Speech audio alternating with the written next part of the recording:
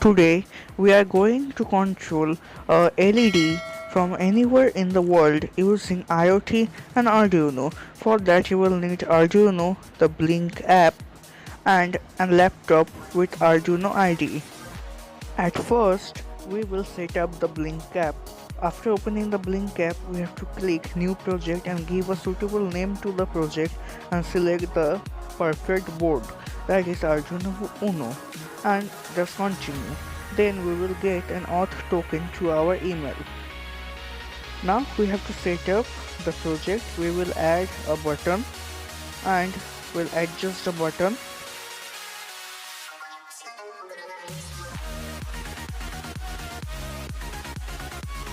Now we have to configure the button. We will give a suitable name to the button.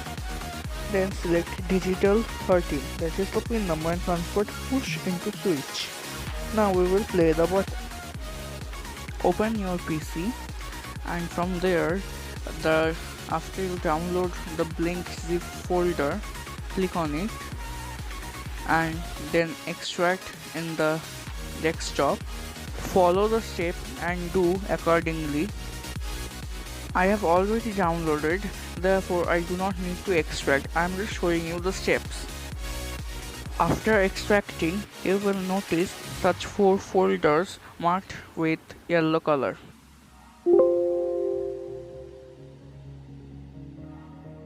Now search in the search bar by typing libraries. There you will notice a library folder in Arduino. Click that. The window will open and move the zip folder there, and now again extract the zip file. Once the extraction is done, the work to add the library is successfully done. Now open the Arduino IDE and from there select example, and after opening example, scroll downwards. You will notice Blynk, and from Blynk select board USB serial, and from there Arduino serial USB. It's done. Now you have to do some editing in this code.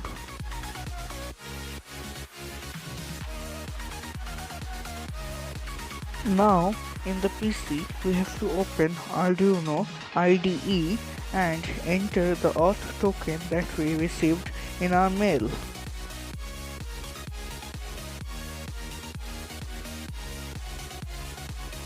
After entering, we will compile the code.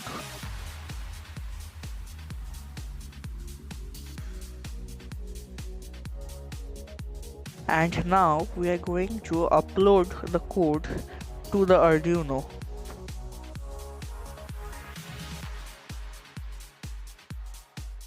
Once it is uploaded, we will minimize the window and extract the Blynk zip folder in our desktop and open the Blynk file. And then from the Blynk file, we will select scripts. There we will notice a Windows batch file. After clicking that, the CMD terminal will open. There we have to type the COM port of Arduino. In my case, it's COM3. Now we will just leave this like this. We will not close the windows. And now we can see it's running. It can be run from anywhere in the world.